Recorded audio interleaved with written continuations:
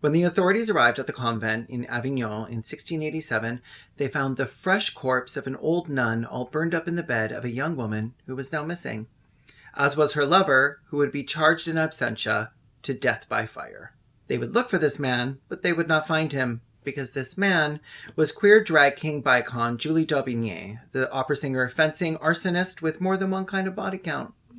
Welcome back to Respect the Dead, the podcast where we don't, unless they're a little iconic. Sweaty, it's no surprise that everybody celebrated your demise, and now worms are eating your eyes. So don't you worry your rotten head as you sleep in your sodden bed. It's time to respect the dead. It's time to respect the dead. It's time to respect the dead. Before we get into the episode, our sponsor, Cloaked, just dared us to see how exposed our information really is. And we were not happy about what happened next. So I just need to enter in our Respect the Dead phone number. Wait. They found Hoots' social security number? Address, everything. This is ridiculous. Data brokers are making billions selling your data to scammers, spammers, and stalkers. And you consented, buried in terms and conditions that nobody reads. They're betting you'll do nothing about it. And they're usually right. Even if most services remove your data after it's already sold, you're constantly creating new vulnerabilities every time you sign up for something else. That's why we use Cloaked. Cloaked removes your data from brokers and allows you to generate unlimited email addresses, usernames, phone numbers, burners. You can call, text, and email through the app, and data brokers can't trace it back to you. You're playing them now. Cloaked also monitors the dark web, includes a VPN, password manager, spam filtering, and $1 million identity theft policy. Go to our link, cloaked.com/respectthedead, and enter your phone number for a free security scan. It only takes a few seconds to see if your social security number is for sale right now. The longer you wait, the more they sell. If you're ready to take it back, use cloaked.com/respectthedead to get 30% off any plan. That's cloaked.com/respectthedead. Okay, let's get back to the episode. So tonight's episode is kind of like, she's not a big baddie, but she's not like a real goodie either. Yeah, she did. It sounds like either killed someone or abused a corpse. Yeah, it's the second one. She's never met a corpse she wouldn't abuse. We don't approve of abusing corpses on this podcast unless it's part of this podcast. Right, exactly. Unless we've monetized it, yeah, then absolutely not. You're sick. Unless I'm making money off of that corpse, yeah, leave that corpse alone. Mm-hmm. You know what? We need leave that corpse alone. Stay away from that corpse. Get a job. So she's kind of just like a slutty main character, queer icon, who is deeply flawed. And set a few fires and maybe killed a few folks. The main character energy is what always makes the queers iconic. Like evil gays are always iconic because they're like, they know that they were born center stage. Oh, yes. With the spotlight on them. They were born for the fucking theater. They were born to tread these boards. She never seems to have said she identified as anything but a woman, but she did love to dress in men's clothing, which in the late 1600s was a real no-no. Yeah. Burn her alive. Kind of no-no. How dare she want to put on culottes or whatever. Mm-hmm. Or like a wig and high heels, as I'm assuming that's what men's clothing was. That is 17th century, a wig, like a long curly wig. It would be very funny if they were like, she was a cross dresser who dressed as a man, and then you look back and she's in like a powdered wig and high heels and leggings. 17th century, it was specifically like long black wigs. So like she was dressing like Cher. Yeah. And they were also a drag queen. Also a drag queen. Absolutely. This is one of the cases where her personal history is largely uncertain. Her given name appears... larger than life. Yeah. Her given name appears variously as Julie, Emily, or Julie Emily. Amélie. Julie Amélie. While performers and audiences would grow to know her as Mademoiselle Maupin. Oh, I love that. Mademoiselle Maupin. She is predominantly remembered today as Julie d'Aubigny or La Maupin. Her opera work constitutes the best documented part of her life, tracked through theatrical records and critiques. So, like, the shit was written down because critics, they have something to say and they want everybody to fucking critics hear always it. have something to say. Born between 1670 and 1673. I love the older you are, the less sure. Yeah. You could just lie about your age and there'd be like nothing to... Yeah. So, between 1670 and 1673, in or near Paris. She was the only child of Gaston d'Aubigny, a skilled swordsman who worked for the Count d'Armagnac, which was Louis the XIV's master of horse. I Whatever love that XIV. The 14th. That's what I was thinking, but I didn't want to say it. Yeah. Because I didn't want the people watching it who didn't know to feel stupid. No, I love referring to Roman numerals as the numbers, like Elizabeth II. Yeah, because she had two eyes. II, Elizabeth. Yeah. Her father was equally devoted to gambling, drinking, and nightlife. As they all are. In the 17th century, the 17th and 18th centuries seem like, other than, you know, all of the horrible things, seem like a fun, raucous great time to be a live. fucking alcoholic. Yeah, fucking great. An alcoholic man, specifically. His name was Gaston, too, so he's a little bit of a Gaston. Yeah, you know, he's swinging that big dick around. Yeah. That's how Julie got here. He was also, like, a menace. Definitely the kind of guy you give, like, a prequel spinoff to. Right. Again, 17th century. In my head, I'm picturing him as sort of like a Pedro Pascal kind of motherfucker. Yeah. Swarthy. Oh, yeah. Her father trained the court pages, and so his daughter learned dancing, reading, drawing, and fencing alongside the pages, and dressed as a boy from an early age so that she could, like, go in and get these lessons, which I would too. Yeah, that's the uniform. Little Miss Teen Butch into it. Love that vibe. At just 14 or 15, she became the mistress of the Count d'Armagnac, her father's employer. Following her father's passing around 1687, she wed a clerk named Sieur Jean de Maupin, whose surname she would then carry throughout her career. She needed a beard. Yeah. Well, their marriage existed in name only. Yeah. She needed a beard and a credit line. And also, like, became, like, her father's employer's mistress? Did you say before that? Father's employer, yeah. Yeah, I don't know if that was entirely consensual as a teenager. No. Yeah. Once she was married, the Count dispatched her husband to a distant tax collection post. So they God, that's like, it sounds like the beginning of Klaus. Yeah, so they could maintain their affair uninterrupted. Right. Yeah. But tax collection post is such a funny concept. Yeah. What do you mean? Because you just have to, like, show up at people's doors and be like, hello, taxes, hello, please. Mr. Taxman. Their relationship with d'Armagnac eventually soured, though sources disagree whether he tired of her unruly behavior or she simply grew restless with him. Either way. A little column A, a little column B. Like, relationships seldom dissolve because of one issue, you know? Either way, she soon took up with her fencing instructor, Seran. When he killed someone in a duel, the pair fled the capital together, hunted by Nicolas Gabriel de la Reynie, the pioneering lieutenant general of police who had established France's first modern law enforcement body. That's so romantic. She's being chased by the first cop and she runs away with her fencing instructor. It's like That's so so hot. That's so, like, this is especially, a bicon like, origin story. Like running off a Sechen and being After chased by the world's first police officer. After he killed someone in a duel. On the road south, Madame de Maupin and Seran made a living by giving fencing exhibitions and singing in taverns and at local fairs. So it's a very, like, I'd watch this. Yeah. I would fucking watch the hell out of it. These little Renaissance gays. Chapel Roan. If Chapel Roan could act, Chapel Roan would play her. Who's that other girl who looks like Chapel Roan from Lisa Frankenstein? Oh, yeah. But voiced by Chapel Roan in the songs? Oh, yeah. Yeah. Well, Chapel would definitely write the music for it. Oh, yeah. Oh, yeah, that'd be good. While traveling and performing in these impromptu shows, Julie dressed in male clothing but did not conceal her gender. So, drag king vibes. Yeah, drag king.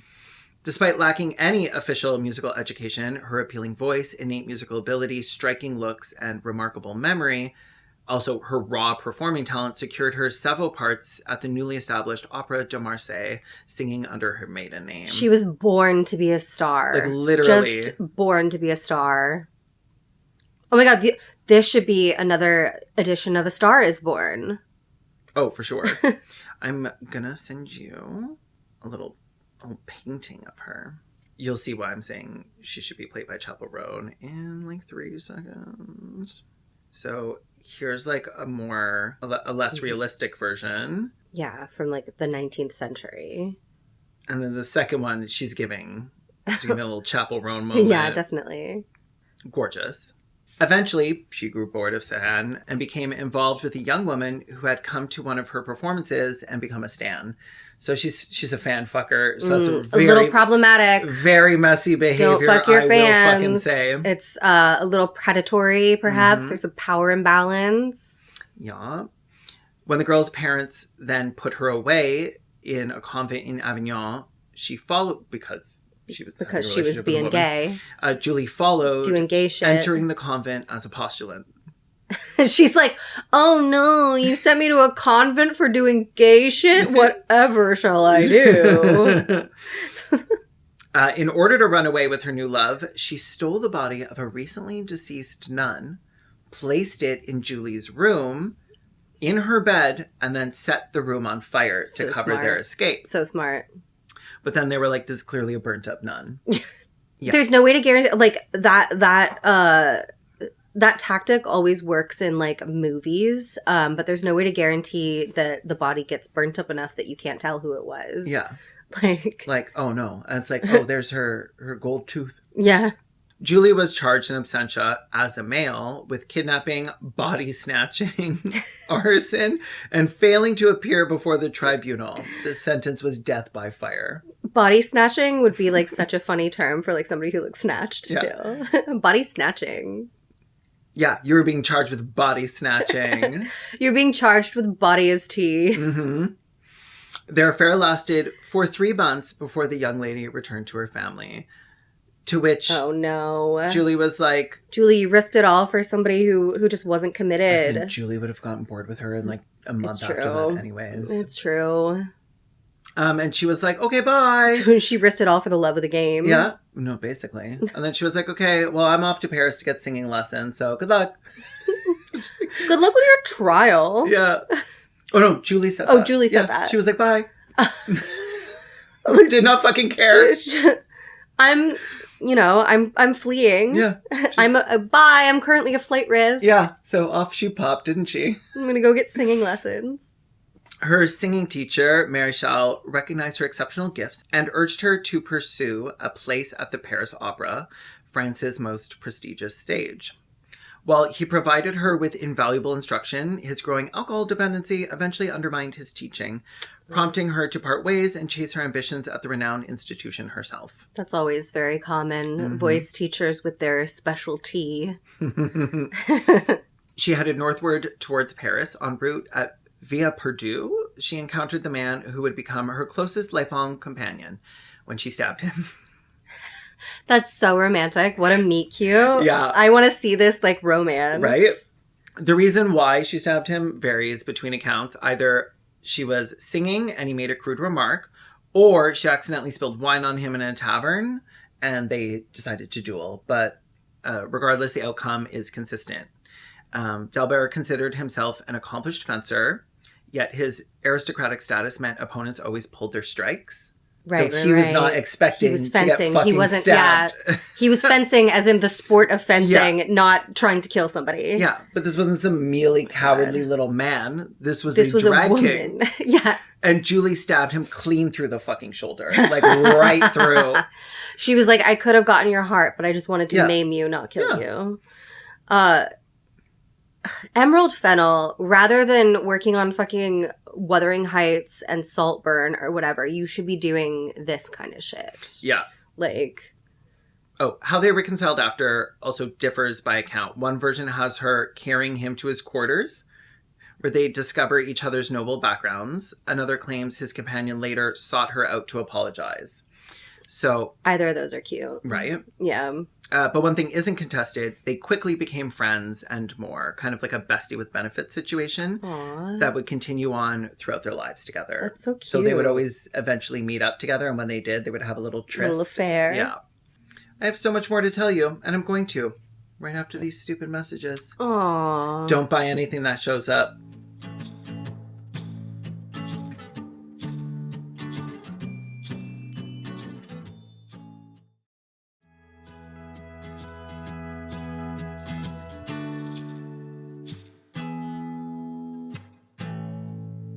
She continued on to Paris and contacted the Count d'Armagnac, like sexually, and asked for help against the sentence hanging over her because she still was... Right. She's on the lam. Yeah. Death by fire is headed her way. He persuaded the king to grant her a pardon and allow her to sing in the opera. That's what happens when you're charming, bisexual, and Yeah. talented. Yeah. People just let you get away with crimes. And also hot. Yeah. That's a very important attractive. component. Yeah. Pretty privilege is real. Oh, yeah. The Paris Opera hired her in 1690, having initially refused her. Then she was like, bye, and peaced out because she was like, what? A gaslighter, a girl boss. Yeah. You think you don't want me? Fine, I'm gone. But also, by the way, there's a man living in the river underneath the opera house. right? Just so you know. Just so you know. Just so you know. He's, he's half pretty, I want to say. He's pretty on his left side. Yeah, I was going to say. So, though they initially refused her, she clearly was too good to pass up. And Right. now that she had some more powerful people behind her, they were like, all right. She had her debut in December 1690, but her infamous reputation preceded her arrival, generating as much excitement as her vocal abilities. Right. Because you love, like, it's celebrity culture, right? Mhm. Like, you love a talented person with, like, a story. Well, yeah, and also the fact that she would be performing in drag was like a big thing. So, like, not only did she have like this big reputation as a performer of like what you were going to see that night, she had this like crazy reputation following her of like, didn't she fucking kill a man? Isn't she wanted? Like, I thought they were calling for her fucking death. But I'm going to go see her perform. She's cute. Yeah. Because she might die soon. Yeah. I gotta hear this while I have the chance. Yeah. After completing her performance, she thrilled the crowd further by removing her helmet and bowing, unleashing her long blonde hair. A blonde. Oh, blonde. Yeah. To thunderous applause. Mm-hmm.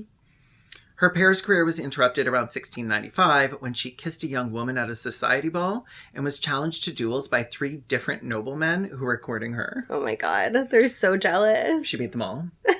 Of course she did. But fell afoul of the king's law that forbade duels in Paris. Girl. Yeah. Just always committing crimes. She can't Being stop. gay and doing crimes. Yeah, this is the original. Yeah. So she fled to Brussels to wait for calmer times. Oh, Brussels. Yeah. There she was briefly the mistress of Maximilian II Emmanuel, Elector of Bavaria. Okay. She's having an affair with royalty. Yeah. And that is a good way to be protected from any She knew what consequence. She knew what the crimes. fuck she was doing. She knows who butters her fucking bread. She needs a lot of people to be able to pardon her of her silly little crimes. While there, she sang opera between November 1697 to July 1698, after which things had settled down, so she returned to the Paris Opera. I gotta say, if you want a career as a drag king in any era, opera is really your best route. Yeah. She and her friend Delbert were both in trouble with the law over the years. He yet for another fatal duel, and she for beating up her landlord. Oh my god, I love her. Love her so She's much. so based. And he deserved it. Well, that's the thing. They all do. They all do. A-Lab. I don't even need to know what he did to cause it. I know what he did. He was He was a fucking landlord. Yeah. Tried to collect my goddamn rent. We'll see about that. You want to take my voice away? Huh?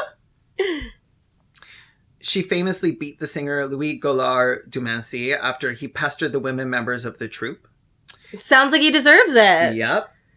And a legendary duel of wits with Thévenard was the talk of Paris. So not only was she like dueling men, they would come up to her and like try and like sass her, and she would embarrass them in front of fucking everybody. Oh, yeah. This is what we need. We need like a Julie Daubigny time traveler so that we can send her to different parts of history. I just want to see her stab Harvey Weinstein. Like, I heard you've been pestering women. Oh my God. Like La Maupin, time traveler. Yes. Yeah, see? Yeah, I'd watch it. I heard you've been fucking with actresses. Yeah. She also fell in love with Fanchon Moreau, another singer who was the mistress of the Grand Dauphin. And when you don't want to do that. No. You're going to get in trouble for that. When she approached her, she was like, ew, no, gay. So Julie was like, I'll show you gay. And then she was like, ooh, gay. Well, no, it was a suicide attempt. And she was rejected. Which is extremely dramatic. That is very dramatic. Yeah. And you know what? You're a French fucking opera singing bisexual drag king in the fucking, early 1700s? Like, dramatic? Absolutely. Yeah. And you know what? That's your right. I'm going to do something to get myself more attention. Yeah. And honestly, with her, 3 months later, she wouldn't even have been thinking about her anyway. Which is... honestly makes it a little bit more iconic. Definitely more abusive and fucked up. Yeah. But like, listen, it's the 1700s. We're all doing stuff. She's not on this podcast because she's a good person. She's on this podcast because she's a funny person. That's exactly what it is. I love her story. There's not much to it. It's very short. We're almost done. Yeah. It's probably going to be our shortest episode. With these like, especially the further back you go, and especially with commoners, the further back you go, there's not a lot of documentation. No. Like we would know more about her than other people of her stature because she was in the arts and because she was doing a lot of crimes. So they would have documented those two things. Yeah. But not a whole lot else about her personal life. Well, I mean, I could sit here and I could read out like every fucking play that she was, again, I could go through the Wikipedia and be and then she performed this. Not interesting. This, I don't care. Number one, I don't know any of these things. I assume she was playing all the pants roles because that is like a thing in opera. She's where you, as a woman, dress like a man and sing as male characters. A lot of them are written for her. Yeah, I believe that. Yeah, so she sang in new opera, some specifically written for her unique voice and gender presentation. Mm-hmm. One which was set during the Crusades follows a Christian knight who unknowingly duels and kills his beloved Chlorinde, a warrior princess concealed beneath masculine armor. So she's doing like a lot of stuff that's like specifically trying to like fit her aesthetics, her presentation, and like, sure, good. Yeah. And dope. Having things specifically written for you, that's how you know. Amazing. Yeah.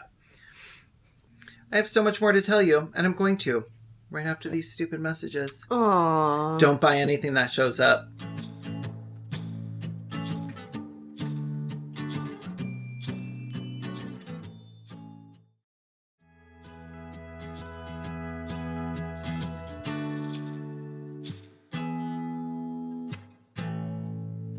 These final years of her career were spent in a relationship with stone cold hottie, the Madame la Marquise de Florensac, upon whose death La Maupin was inconsolable. Oh.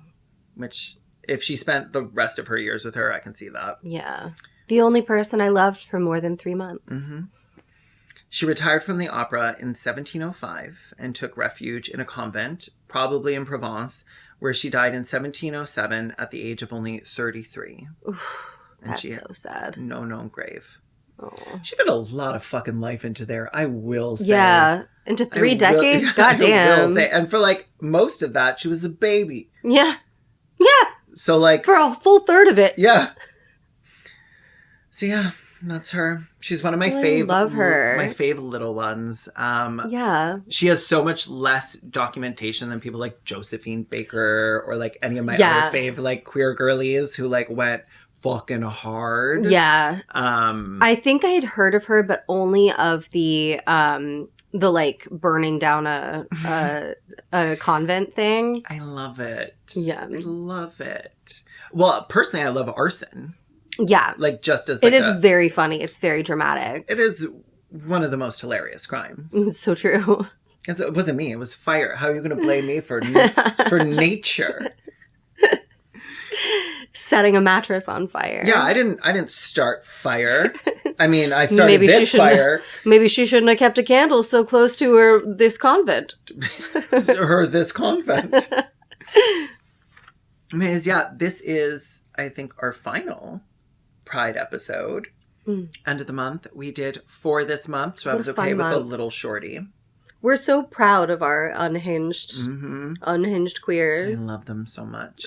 Well, I just also thought we needed to end this one on a little bit of a lighter note. Yeah, it was a bit rough for the first 3 weeks. So, yeah. A lot of sad stories. As queer stories often are. Yeah. And this one probably could have been if we had phrased it a little differently, but I like to focus. She was 33 when she died, so. Yeah, so it's not great, but. Go cry about that. Yeah. Go cry about that. Enjoy that. Happy Pride. Hope you're proud. Yeah. I'm Kaylin Conrad. You can find me on Blue Sky at Kaylin and on TikTok, Twitter, and Insta and YouTube as Kaylin Conrad. My YouTube channel is where I do video essays, investigate fringe groups, talk politics and such. And you can follow my upcoming horror audio drama, Welcome to Isaiah, on every platform as Welcome to Isaiah. I'm Hoots. You can find me on Twitter at Punished Hoots, and you can find me on Blue Sky at Hoots. I also create YouTube videos. My YouTube channel is Hoots Hootman, and you can check out my other podcast, After Titanic, at After Titanic on Blue Sky, or you can find it wherever pods are casted at by searching After Titanic podcast.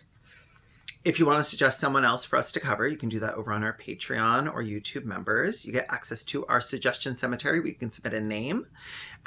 So some that we've done this season, you probably won't know about, so I won't mention them, but they've ended up being like some of my favorite episodes this season, because finding out why you want me to do them is usually enough reason for me to do it, because people normally give me like a couple little juicy tidbits about them, and that's enough to draw me in. Sends you off on a mission. Yeah, I'm like, well, now let me just look into this. And then I go down the rabbit hole. And also, if you're on our YouTube members or Patreon, you get access to The Morgue, where we debrief after every episode in our autopsy report minisodes.